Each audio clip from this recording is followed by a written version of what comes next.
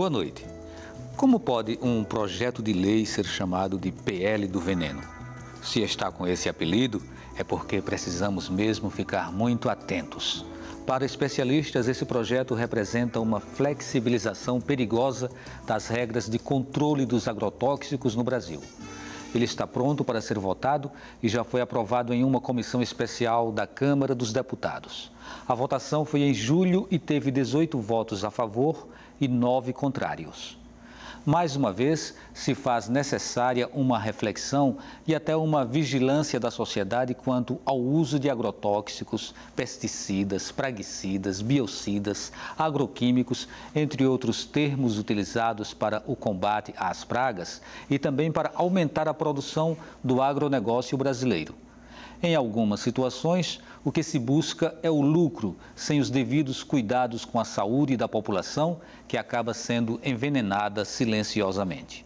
Para falar sobre o PL do veneno, o Opinião Pernambuco de hoje convida Ide Gomes Dantas Gurgel, pesquisadora da Fundação Oswaldo Cruz. Francisco Roberto Caporal, professor da Universidade Federal Rural de Pernambuco e membro do Núcleo de Agroecologia e Campesinato. Celerino Carriconde, médico e coordenador do Centro Nordestino de Medicina Popular. Número de WhatsApp para você enviar perguntas ou também a sua opinião, 81 98830 7098. E para você assistir ao vivo, você pode ir para a internet e, através do endereço eletrônico www.fpe.br/NTVRU, você acompanha a nossa programação. Bem, sejam bem-vindos e seja bem-vinda, professora. E aí vamos começar entendendo, né, qual é a essência desse PL do veneno, porque ele é tão perigoso e temeroso. Então, aqui no Brasil, a gente tem uma lei, né, que regula a produção, a comercialização, a distribuição de agrotóxicos, que é de 89, né? E essa lei está correndo um sério risco com a aprovação desse projeto de lei, que já passou nessa Câmara Especial, como você disse, né? Ela já é posterior à Constituição de 88. Que ela é de 89, né? 7802 de 89, né? Ela é uma lei bem avançada, né? Embora que a gente queria que ela fosse ainda mais avançada, apontasse inclusive numa perspectiva de um controle mais rigoroso e também de redução do uso de agrotóxicos, né? Que é exatamente por isso que ela é o PL do veneno, né? Porque, na verdade, tem dois PLs circulando, a gente chama o pacote do veneno, né? Porque eles estão buscando flexibilizar ao máximo, né, a produção, a comercialização. Estão querendo, inclusive, hoje, para você regular o processo, você vai introduzir, uma indústria vai introduzir um agrotóxico novo no país, né? É preciso que haja uma avaliação do setor saúde, através da Agência Nacional de Vigilância Sanitária, do setor ambiental, né, através do IBAMA e do próprio Ministério da Agricultura, né? Com esse PL do veneno, por exemplo, o Ministério da Agricultura passa a ter todo o poder, né? E o Ministério da Saúde, através da Anvisa, e o Ministério do Meio Ambiente, através do IBAMA, passam a ser meros consultivos, sem poder de decisão nenhum. Então, esse seria o aspecto mais danoso ou apenas um dos? É um dos aspectos danosos, porque assim, não sei se seria o mais danoso, porque são tantos problemas que esse PL traz, né? O fato, por exemplo, do Ministério da Saúde não fazer a avaliação toxicológica, a avaliação do risco à saúde das pessoas, e o meio ambiente não fazer a avaliação do dano ambiental, para mim isso é um problema imenso, né? Porque o Ministério da Agricultura vai tender a priorizar mais, né, a produção e a comercialização e a distribuição dos produtos visando o lucro do agronegócio, né? Anula o papel desses órgãos de fiscalização. Totalmente, né? E cria um ente consultivo, né, semelhante à CTN-Bio, né, um conselho consultivo também, e essa que seria a CTN-Fito, com a Comissão Técnica Nacional de Avaliação e que teria também um papel que é muito complicado. Assim, a CTN-Bio acabou aprovando assim, a soja transgênica, o milho transgênico, a cana transgênica, vários produtos sem levar em consideração o dano ambiental, sem levar em consideração o possível dano à saúde das pessoas, né? E a gente corre esse risco também. Agora, tem uma outra coisa que eu acho muito complicada, que é o fato de, por exemplo, eles estão propondo, um dos retrocessos que eles estão propondo é substituir o termo agrotóxicos, que hoje qualquer pessoa, vendo essa palavra, ouvindo a palavra agrotóxico, já vai entender que aquele produto traz algum dano à saúde e ao ambiente, porque tem a palavra tóxico, nada que é tóxico é saudável, não é verdade? Isso. E aí eles estão propondo substituir por defensivo fitossanitário. Então, eles encobrem totalmente o potencial danoso desses produtos para a saúde e para o ambiente e ainda criando um engodo que eles são defensivos. Uma coisa que é defensiva, ele vai estar protegendo, dá a falsa sensação de que está protegendo, ocultando o risco, né, desses produtos para a saúde e para o ambiente. Isso é um outro problema que eu acho extremamente grave. Tá, vamos ouvir o professor Caporal. Professor, o que o senhor acrescentaria a esse conjunto aí de problemas que o PL do veneno pode trazer para a gente? Eu acho que esse que foi falado é um problema crucial, mas tem N outros, né? Se a gente prestar atenção nas manifestações das organizações científicas que tiveram oportunidade de chegar aos deputados federais, veja, por exemplo, o INCA, Instituto Nacional do Câncer, a Fiocruz, a Associação Brasileira de Agroecologia, o Ministério Público, o Ministério da Saúde, a Anvisa, N instituições, N entidades se manifestaram contra, cada uma com seus argumentos. Por exemplo, o Ministério Público toma como referência a questão legal e ele diz que esse PL tem vários itens, artigos que são inconstitucionais, ferem a Constituição.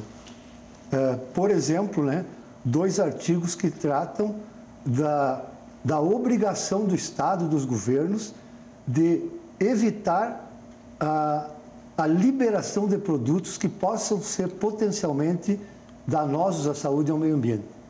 E esse PL acaba com isso, né? A nossa lei, por exemplo, é outro aspecto que para mim é crucial.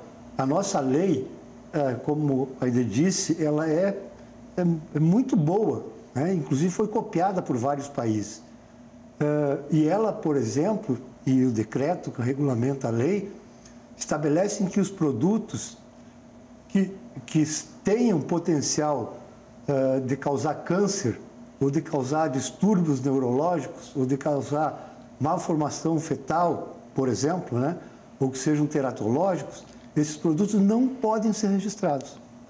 O PL acaba com isso, pode ser registrado qualquer produto, né? Ele acaba com essa proibição. Além disso, se a gente vai olhar nos detalhes, né, do que está escrito lá, como foi dito, passa a responsabilidade para o Ministério da Agricultura. O Ministério da Agricultura tem 5 ou 6 técnicos na área de avaliação. E muitos interesses bem particulares, né? Óbvio. Se a gente olhar a lista dos últimos 6 ministros da Agricultura, todos são ligados ao grande negócio rural, né? Inclusive a Confederação Nacional da Agricultura que os representa. E todos fazem parte, quando estão no Congresso, da bancada ruralista, né? Chamada eufemisticamente, né, de bancada parlamentar da agricultura, né? Enfim, esses são alguns que compõe a bancada do BBB, né? Do boi, Isso. Bom, tem essas histórias aí. Inclusive, o Blário Maggi, que era o ministro da Agricultura, foi o autor de um dos PLs, né, em 2002. Então, e ele é um grande latifundiário. Um dos grandes interessados, né, o rei da soja, nessa mudança. Exatamente, o rei da soja. Professor, se o senhor não se incomodar, a gente vai retomar alguns desses pontos, a gente vai aprofundar, mas eu gostaria de passar a palavra para o doutor Celerino e depois a gente volta, certo? O senhor continua seu raciocínio, pode ser assim? Então, a sua opinião também sobre esse projeto. Vou começar com a frase de Dom Helder. Todo cristão tem que ser profeta. O profeta denuncia o erro, mas anuncia também o novo. E o novo é o orgânico. O que é o agrotóxico para a terra é o antibiótico para o corpo humano, que está mais matando do que salvando, perdeu a ação terapêutica. Porque o antibiótico, ele inibe, acaba com a flora intestinal, que é responsável pela imunidade do corpo da gente. Tá? Hoje fala em probiótico. Por que probiótico? Eu fiquei surpreso porque tratar o câncer por 60 anos é o velho protocolo, cirurgia, químio e rádio. Meu Deus do céu, a ciência evolui. No último congresso, um doido falou que tem que aumentar a imunidade. Descobriram a roda, meu Deus do céu. Mais de 20 anos está falando sobre isso. E o que está levando o câncer? Justamente a alimentação que nós estamos comendo. E usando os remédios que estamos usando, que está acabando com o nosso corpo. Porque o corpo é como a terra. Tá? Terra ácida, não cresce planta. Como não cresce planta, com o adubo químico, desde a revolução do consumo verde, né? Na década de 40, pós-guerra, para acabar com os agrotóxicos todinho, com o veneno todinho, começaram com esse negócio, implementando, na época do Kennedy, inclusive. Aí implementando, o que aconteceu? Logo em seguida, apareceu um livro, Food First, na década de 50. O boom das vitaminas. Por quê? Não tinha nutriente, começou a haver carência de vitamina. E como doutor Celerino, a gente conhece a sua linha de raciocínio, né, que é muito interessante, mas, assim, o senhor particularmente, o senhor acha que a gente pode se livrar institucionalmente, do ponto de vista de Estado, de governo, de sociedade, se livrar dessas práticas de utilização de agrotóxicos, quer dizer, desses produtos que acabam contaminando a nossa alimentação e indo na contramão da agroecologia? Com a barbárie que vive esse país de cima a baixo, está sendo impossível, né? O que se aprova no Congresso é brincadeira, né? Então precisamos resistir e combater. Né? Aí tem que realmente, o povo tem que se mobilizar. Só tem uma forma. Se não mobilizar o povo, não vai conseguir nada. Porque essa eleição, o que espera de uma eleição agora? Eleger quem é presidente? Bolsonaro? Voltar da época da ditadura militar? Uma saída. O pessoal está pensando, qual é a outra saída que tem? Agora, o que falta nas pessoas é ter mais consciência crítica do que está acontecendo e ver a televisão com um olhar crítico, não com um olhar a receber aquilo como se fosse a verdade absoluta, né? E uma televisão que muitas vezes é a crítica, né? Ela superficializa demais a informação e você acaba entrando naquele barco furado. Tu viu recentemente... Acreditando às vezes em verdades, inclusive. O que aconteceu agora no Rio de Janeiro com o Chico Buarque e a Beth Carvalho apoiando o Lula lá? Eu não sou de partido nenhum, mas eu sou da verdade. Quem divulgou aquilo lá? Isso só se divulga o que interessa ao capital, à grande indústria e à elite, não é mais? E à elite política desse país. Quer dizer, é difícil a coisa, né? Mas vamos lá, vamos tentar entender agora um pouco essa terminologia tão diversificada e que, no caso específico do PL do veneno, ela passa a ser manipulada, como a senhora mesmo colocou na sua primeira resposta. Né? Então, como que a gente pode classificar esses produtos que são aplicados para o combate às pragas e, às vezes, até com o pretexto de que são fertilizantes que vão assegurar uma melhor produção? Olha, eu acho que o termo, se eu entendi bem a pergunta, o termo mais correto para denominar esses produtos são agrotóxicos mesmos, né? Porque eles são produtos de diferentes naturezas, né? Diferentes linhagens químicas e que têm diferentes funções, né? Então, eles são herbicidas, todos são cidas, né? Todos matam, né? Então, eles não têm uma seletividade, isso é uma coisa que é importante, né?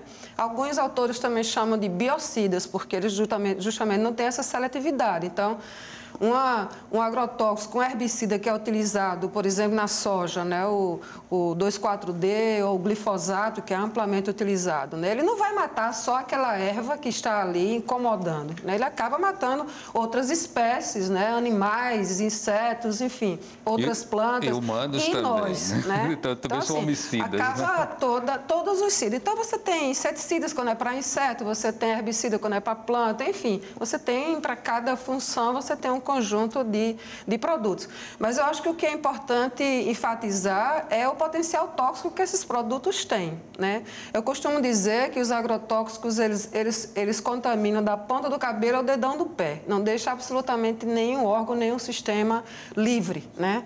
E isso falando em ser humano, mas se você estender para todo o ambiente, para toda a fauna e toda a flora, existem alguns iluminados, né, que dizem que se você lavar com iodo, você livra o agrotóxico. Se você lavar com bicarbonato, você livra... Isso não existe. Isso não existe. Porque os agrotóxicos, boa parte deles são sistêmicos. E eles penetram na seiva, eles penetram por dentro da fruta, por dentro do vegetal, no animal. Então, assim, não existe essa coisa de você lavar com A ou com B e você vai limpar, vai livrar o agrotóxico. Não existe isso. E os danos a longo prazo, né, para a saúde são imensos, né? Celerino estava chamando a atenção, inclusive, para o crescimento dos cânceres, né? Então, há uma forte suspeita que boa parte disso esteja intimamente relacionado ao consumo exagerado de agrotóxicos, principalmente em nosso país. Nós somos, pelo 10º ano consecutivo, campeão, né, de uso de agrotóxicos. Doutora Aide, a gente sabe que está num momento importante do programa, né, com essa sua colocação, mas a gente faz um intervalo e, na volta, a gente dá prosseguimento, falando exatamente sobre esses impactos dos agrotóxicos na saúde humana. A gente volta daqui a pouquinho.